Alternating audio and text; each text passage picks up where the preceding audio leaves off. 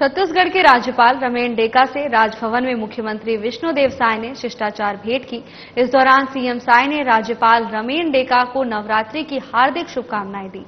वहीं इस दौरान सीएम साय ने राज्यपाल डेका से प्रदेश से संबंधित कई मुद्दों पर चर्चा की।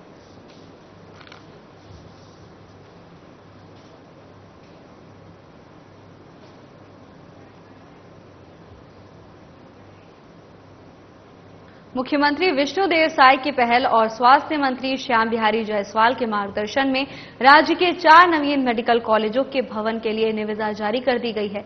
राज्य में जांजगीर चांपा, कबीरधाम, मनेन्द्रगढ़ और दंतेवाड़ा के गीदम में 4 नवीन मेडिकल कॉलेज बनेंगे। इनके प्लानिंग, डिजाइनिंग, इंजीनियरिंग और निर्माण कार्य के लिए लगभग 1020 करोड़ का प्रावधान रखा गया है। ई टेंडर जारी होने पर स्वास्थ्य श्याम बिहारी जायसवाल ने कहा कि उनकी पहली प्राथमिकता राज्य में स्वास्थ्य सुविधाओं को इजाफा कराना है, ताकि राज्य के युवाओं के साथ ही प्रत्येक वर्ग के लोगों को ज्यादा से ज्यादा लाभ मिल सके और स्थानीय लोगों को इलाज के लिए बेहतर संसाधन उपलब्ध हो सकें।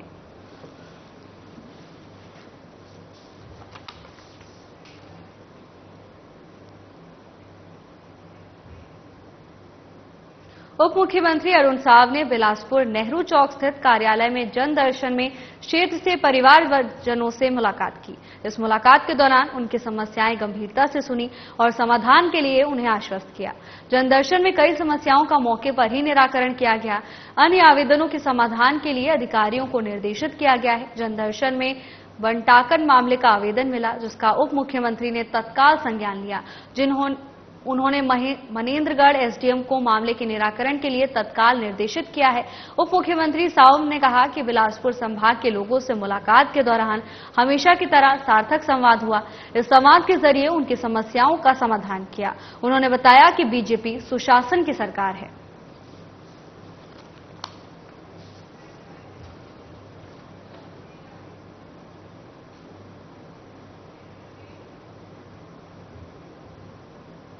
उप मुख्यमंत्री अरुण साव आज बिलासपुर के लखीराम अग्रवाल ऑडिटोरियम में पहुंचे।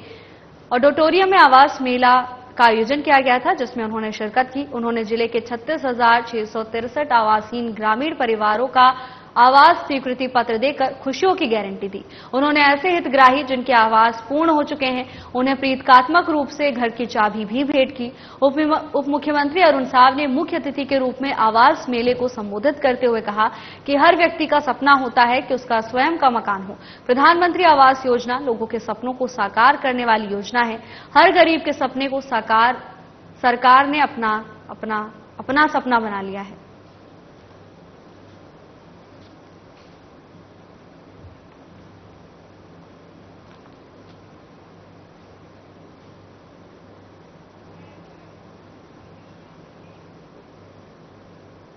उद्योग मंत्री लखनपाल देवांगन ने आज खैरागढ़ के कलेक्टोरेट परिसर में छत्तीसगढ़ महतारी की प्रतिमा और सिविल लाइन में पूर्व सांसद देवव्रत सिंह की प्रतिमा का भी अनावरण किया।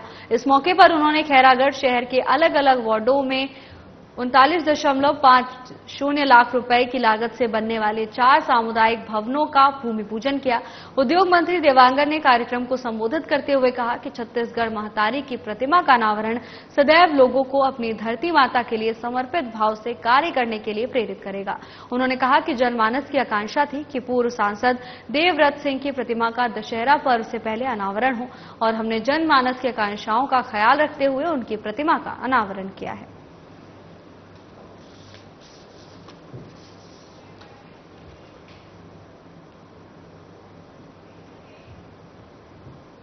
रायपुर में सांसद बृजमोहन अग्रवाल की अध्यक्षता में रायपुर स्मार्ट सिटी परामर्शदात्री समिति की पंचम बैठक हुई, जिसमें स्मार्ट सिटी के तहत किए गए कार्यों और निर्माणाधीन कार्यों के साथ ही राजधानी के यातायात को सुगम बनाने पर चर्चा की गई। राजधानी में पिछले 8 सालों में स्मार्ट सिटी के तहत 312 परियोजनाओं पर कार्य किया गया, जिसमें 200 करोड़ की लागत से ट्रैफिक कमांड सेंटर का निर्माण हुआ है। शहर में 539 सीसीटीवी कैमरे लगे हैं, जिसमें से 80 खराब हैं और 50 जंक्शन हैं, जिसमें 8 खराब हैं, जिस पर सांसद बृजमोहन अग्रवाल ने स्मार्ट सिटी और ट्रैफिक पुलिस अधिकारियों को फटकार लगाते हुए 1 माह के भीतर सभी कैमरों और जंक्शन को शुरू करने के निर्देश दिए। साथ ही ट्रैफिक लोड के अनुसार शहर के मुख्य जगहों का प्रति माह रिपोर्ट बनाने और उसके अनुसार ट्रैफिक संचालन के निर्देश दिए। उन्होंने उन्होंने शहर में ट्रैफिक लाइट्स को दिल्ली की तरह सिंक्रोनाइज करने को कहा और डिवाइडर को भी जरूरत के मुताबिक बनाने के निर्देश दिए। सांसद अग्रवाल ने पुलिस को जनता से यातायात नियम का पालन करवाने के लिए भी कहा और नियम तोड़ने वालों का चालान करने को कहा है।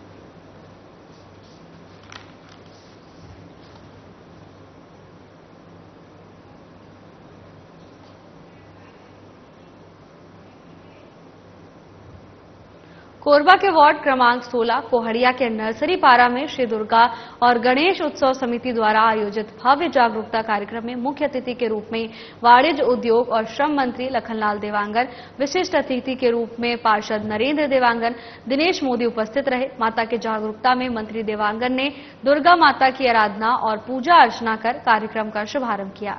जगराता में छत्तीसगढ़ के सुप्रसिद्ध कलाकार दिलीप षडंगी के गानों से माहौल और भी देवीमय हो गया। इस अवसर पर संबोधित करते हुए मंत्री देवांगन ने कहा कि देवी दुर्गा की आराधना से समाज में असुरी शक्तियों का नाश होता है।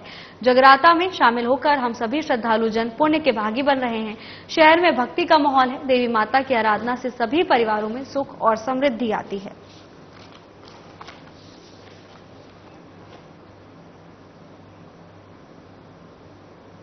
नवरात्रि की अष्टमी को कचना स्थित सिटी ऑफ ड्रीम कॉलोनी में आयोजित कन्या भोज कार्यक्रम में रायपुर विधायक पुरंदर मिश्रा सम्मिलित हुए। विधायक पुरंदर मिश्रा ने विधि विधान से कन्याओं का पूजन कर उन्हें अपने हाथों से भोज परोसा और प्रणाम किया।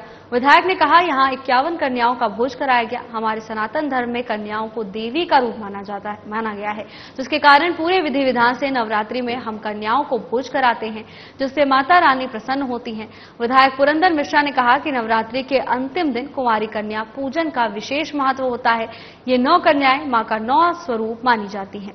इस दिन एक लंगूर की भी पूजा होती है, जिसे भैरव स्वरूप माना जाता है। 9 दिन व्रत रखने वाले भक्त कन्याओं को भोजन कराने के बाद ही अपना व्रत खोलते हैं।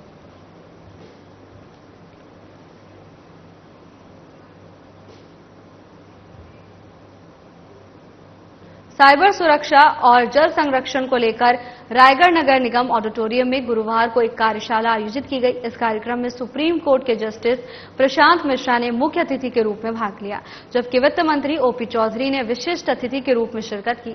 जिला विधिक सेवा प्राधिकरण और जिला पुलिस प्रशासन के संयुक्त तत्वाधान में आयोजित इस कार्यशाला का उद्देश्य लोगों में साइबर सुरक्षा और जल संरक्षण के प्रति जागरूकता फैलाना था। इसमें जिला और रायगढ़ सत्र न्यायाधीश जितेंद्र कुमार जैन, कलेक्टर कार्तिकेय गोयल, पुलिस अधीक्षक दिव्यांग पटेल और पुलिस प्रशासन के अधिकारी उपस्थित रहे। कार्यशाला को संबोधित करते हुए जस्टिस प्रशांत मिश्रा ने कहा कि साइबर जागरूकता और जल संरक्षण ये 2 ऐसे विषय हैं जो आज के समय में हम सभी के जीवन से सीधे तौर से जुड़े हुए हैं। साइबर अपराधों से बचाव के लिए इसके बारे में जागरूक होना सबसे महत्वपूर्ण कड़ी है।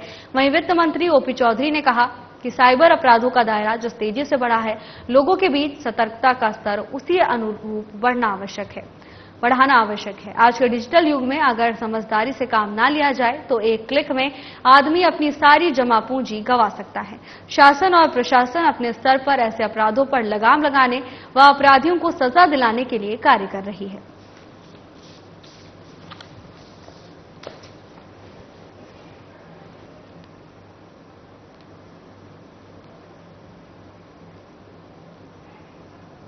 खबर रायगढ़ से है, जहां साइबर सुरक्षा और जन संरक्षण को लेकर कार्यशाला का आयोजन किया गया।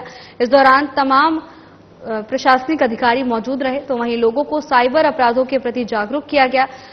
इस दौरान जिला और रायगढ़ सत्र न्यायाधीश जितेंद्र कुमार जैन उपस्थित रहे। कार्यशाला को संबोधित करते हुए जस्टिस प्रशांत मिश्रा ने लोगों को कई महत्वपूर्ण बातें बताई।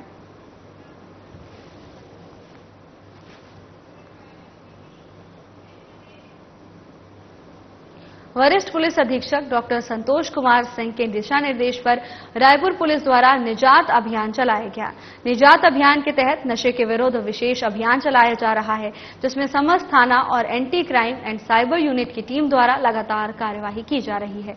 नारकोटिक्स एक्ट पर प्रभावी कार्रवाई करने को लेकर anti crime and cyber unit की विशेष टीम का गठन किया गया है। साथ ही समस्त थाना प्रभारियों को नशे की सामग्री बिक्री करने वालों और सप्लाई करने वालों पर कठोर कार्रवाई करने के लिए निर्देशित किया गया है।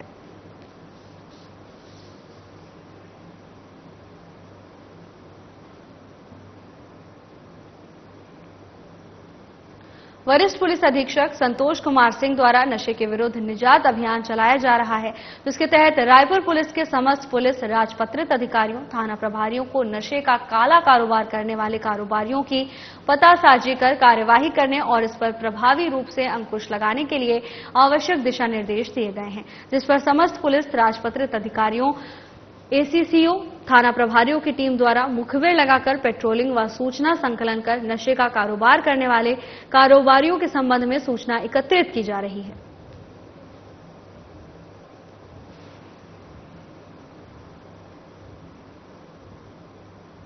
रायपुर पुलिस की तरफ से जिले में साइबर जन जागरूकता पखवाड़ा कार्यक्रम चलाया जा रहा है, जिसके तहत व्यापक साइबर जन जागरूकता अभियान का जोरों शोरों से शुभारंभ किया गया।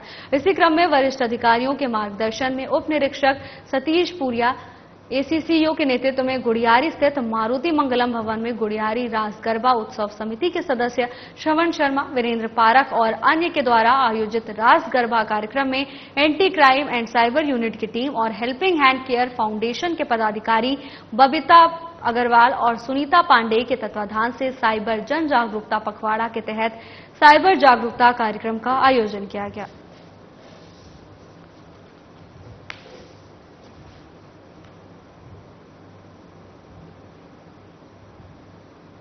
प्रार्थी नीलेश कुमार वाधवा रिपोर्ट दर्ज कराया कि दीनदयाल चौक तिल्दा में प्रार्थी का प्लाईवुड का दुकान है। 24 सितंबर की रात लगभग 8 बजे अपनी दुकान बंद करके घर चला गया था। जब अगले दिन सुबह दुकान आया तो देखा कि दुकान के शटर में लगा ताला टूटा हुआ था। दुकान के गल्ले में रखा नकदी रकम 14,000 रुपए लॉकर तोड़कर गायब मिले, जिसकी शिकायत पीड़ित ने थाने में दर्ज कराई। फिलहाल पुलिस एक व्यक्ति को हिरासत में लेकर पूछताछ कर रही है।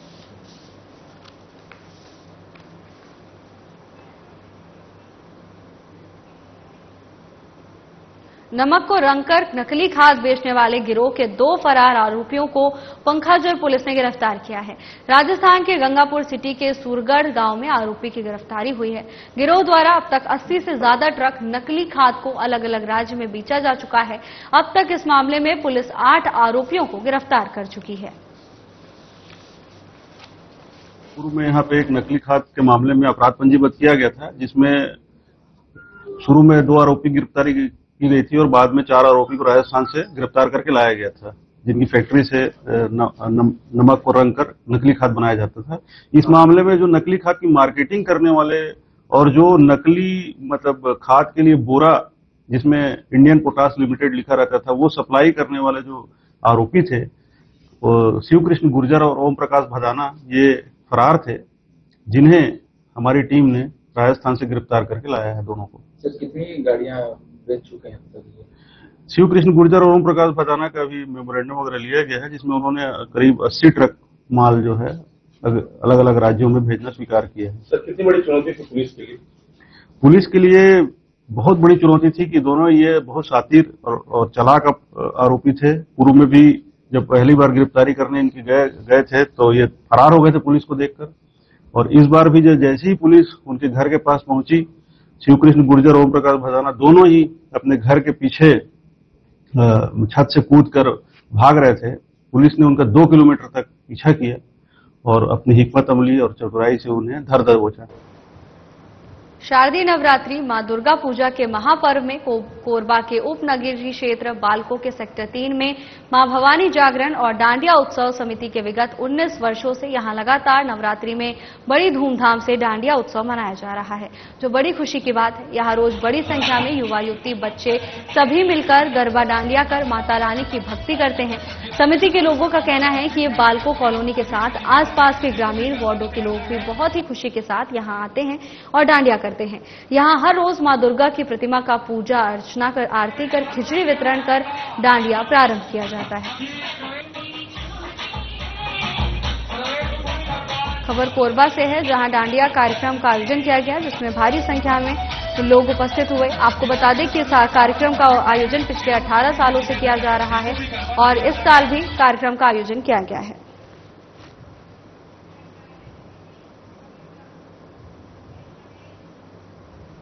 अखिल भारतीय पूर्व सैनिक सेवा परिषद कोंडागांव की तरफ से रतन टाटा को विनम्र श्रद्धांजलि दी गई। बता दें कि 10 अक्टूबर 2024 को विकासनगर स्टेडियम में अखिल भारतीय पूर्व सैनिक सेवा परिषद कोंडागांव के पदाधिकारियों और निःशुल्क सैन्य प्रशिक्षण ले रहे युवक और युवतियों ने 2 मिनट का मौन रखकर रतन टाटा को विनम्र श्रद्धांजलि दी और रतन टाटा अमर रहे के नारे लगाए गए। अखिल भारतीय पूर्व सैनिक सेवा परिषद कोंडागांव के जिलाध्यक्ष सूरज यादव ने युवाओं को बताया कि रतन टाटा को सन 2000 में भारत सरकार द्वारा उद्योग एवं व्यापार के क्षेत्र में पद्म भूषण सम्मान दिया गया और सन 2008 में उन्हें व्यापारिक योगदान के लिए पद्म विभूषण, जो कि भारत का दूसरा सर्वोच्च नागरिक सम्मान से नवाजा गया। इस श्रद्धांजलि कार्यक्रम में अखिल भारतीय पूर्व सैनिक सेवा परिषद कोंडागांव के जिलाध्यक्ष सूरज यादव, सचिव उमेश साहू सहित तमाम लोग मौजूद रहे।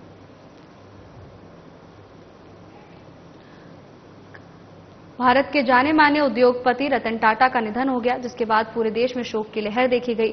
देश और विदेश सभी जगह उन्हें विनम्र श्रद्धांजलि अर्पित की गई। ऐसी तस्वीरें कोंडागांव से भी सामने आई, जहां अखिल भारतीय पूर्व सैनिक सेवा ने रतन टाटा को श्रद्धांजलि दी। इस दौरान सभी की आंखें नम नजर आईं, तो वहीं लोगों ने कहा कि रतन टाटा का जीवन प्रेरणादायी है और उनके आदर्शों पर हम सभी को चलना चाहिए।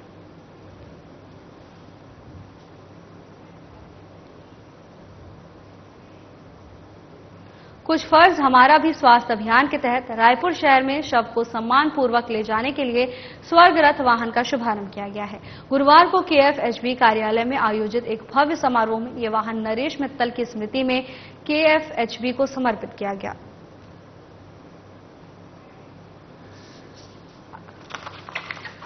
शव को सम्मान पूर्वक ले जाने के लिए स्वर्ग रथ का शुभारंभ किया गया है। गुरुवार को KFHB कार्यालय में एक भव्य समारोह का आयोजन किया गया। इस दौरान स्वर्ग रथ का शुभारंभ किया गया। वाहन नरेश मित्तल की स्मृति में KFHB को समर्पित किया गया है।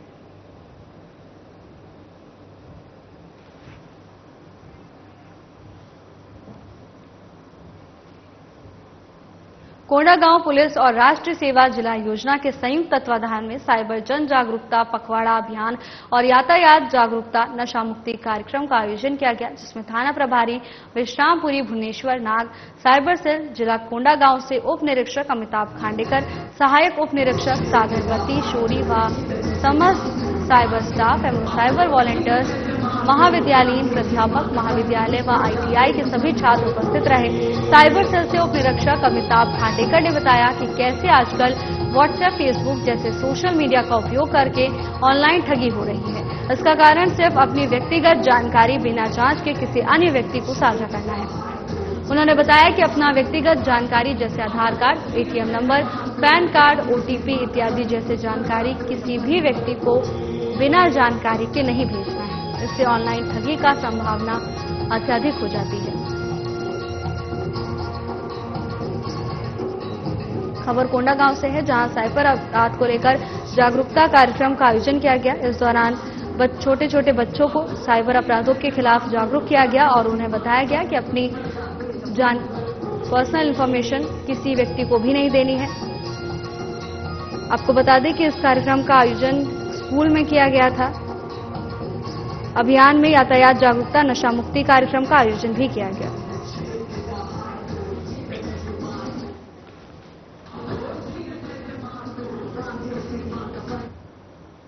पांच अक्टूबर से 19 अक्टूबर 2024 तक संपूर्ण कोरबा जिले में शासन के मंशा अनुरूप पुलिस अधीक्षक कोरबा राजेश कुकरेजा के निर्देशन पर अतिरिक्त पुलिस अधीक्षक नेहा वर्मा के मार्गदर्शन में सजग कोरबा के तहत साइबर जागरूकता अभियान चलाया जा रहा है। 5 अक्टूबर से 19 अक्टूबर तक कोरबा जिले में शासन के आदेशों पर पुलिस अधीक्षक कोरबा राजेश कुकरेजा के निर्देशन पर साइबर जागरूकता अभियान चलाया जा रहा है, जिससे लोगों को साइबर अपराधों के प्रति जागरूक किया जा सके। आपको बता दें कि प्रदेश में लगातार साइबर अपराध बढ़ते जा रहे थे, जिसको लेकर अब प्रशासन सजग नजर आ रहा है। प्रशासन की ओर से हर जिले में जागरूकता कार्यक्रम का आयोजन किया जा रहा है, जिससे लोगों को ठगी होने से बचाया जा सके। कोरबा में भी साइबर अपराध को लेकर जागरूकता अभियान चलाया गया।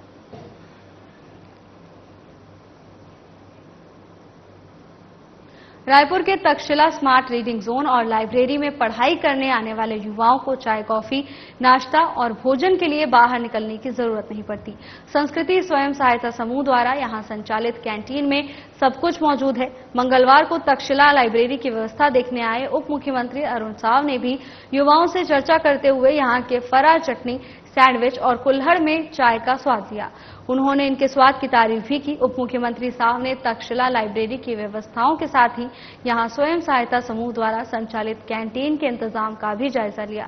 उन्होंने समूह की महिलाओं से चर्चा कर यहां बनाए जाने वाले व्यंजनों, उनकी बिक्री और आमदनी की जानकारी ली। रायपुर नगर निगम द्वारा दीनदयाल अंत्योदय योजना, राष्ट्रीय शहरी आजीविका मिशन के तहत समूह को यहां कैंटीन के संचालन के लिए जगह उपलब्ध कराई गई है। इससे जहां स्थानीय महिलाओं को रोजगार मिल रहा है, वहीं लाइब्रेरी में पढ़ने आने वाले युवाओं को कम दरों पर चाय, कॉफी, नाश्ता और भोजन सुलभ हो रहा है। यहां चिला, फरा, ठेठरी, खुरमी जैसी छत्तीसगढ़ी व्यंजनों के साथ ही मैगी, सैंडविच, दाल, चावल, रोटी इत्यादि बनाया जाता है। वो टिफिन सर्विस भी दे रही है। उन्होंने बताया कि सभी खर्चों की कटौती के बाद समूह को हर महीने 35 से 40 हजार रुपए की आमदनी हो रही है।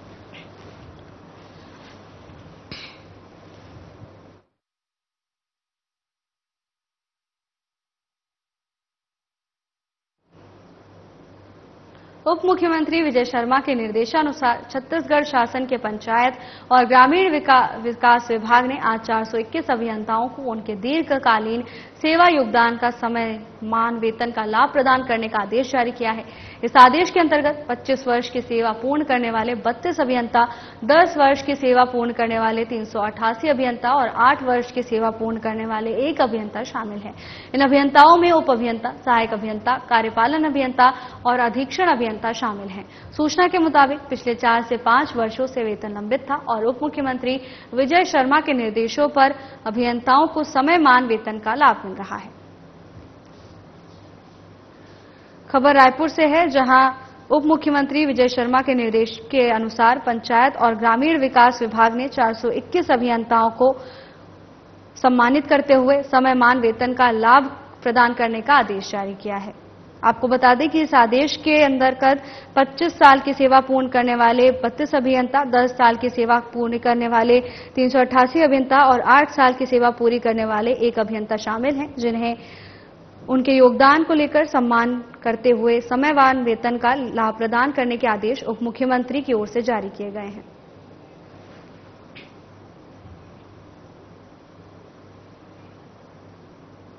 सांसद बृजमोहन अग्रवाल ने बुधवार को दुधारी मठ रावण भाटा में सार्वजनिक दशहरा उत्सव समिति द्वारा आयोजित भूमि पूजन के कार्यक्रम में भाग लिया।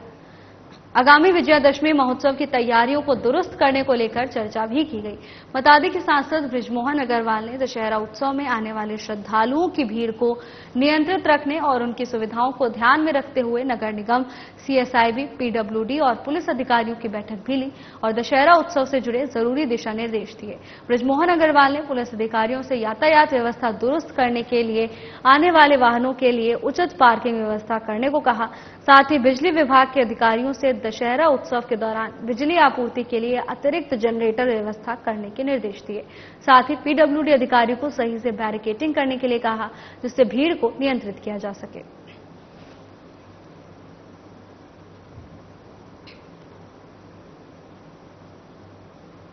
रायपुर जिले की प्रभारी सचिव और पंचायत और ग्रामीण विकास विभाग की सचिव निहारिका बारिक ने कलेक्टोरेट परिसर के रेड क्रॉस सभा कक्ष में विभागीय समीक्षा बैठक की। इस दौरान प्रभारी सचिव निहारिका बारिक भारतीय रेड क्रॉस सोसाइटी की आजीवन सदस्य बनी। कलेक्टर डॉक्टर गौरव सिंह की उपस्थिति में आयोजित विभागीय समीक्षा में प्रत्येक विभाग के कार्यों की प्रभारी सचिव निहारिका बारिक ने जानकारी ली और लंबित कार्यों को जल्द से जल्द पूर्ण करने के निर्देश दिए। प्रभारी सचिव निहारिका बारिक ने कहा कि राजस्व अभिलेखों के पुराने रिकॉर्ड को सुरक्षित किया जाए। इसके लिए पुराने अभिलेखों को डिजिटलाइजेशन किया जाए। इससे सभी दस्तावेज हमेशा के लिए सुरक्षित होंगे। सभी सक्षम अधिकारी समय समय पर राजस्व के लंबित प्रकरणों की मॉनिटरिंग कर उसका निपटारा करें। उन्होंने कहा कि जिले के मुख्य मार्गों में होने वाली सड़क दुर्घटना को रोकने के लिए उचित कदम उठाए जाएं। सड़कों पर बैठे इन मवेशियों की वजह से होने वाले दुर्घटना को रोकने के लिए पशुधन विभाग को लावारिस मवेशियों के सींग में गुणवत्ता युक्त रंग लगाने के निर्देश दिए। इससे वाहन चालकों को रात के अंधेरे में दूर से ही सड़कों पर बैठे मवेशी आसानी से नजर आए। फिलहाल के लिए बस इतना ही। जल्द हाजिर होंगे नई अपडेट्स के साथ। नमस्कार।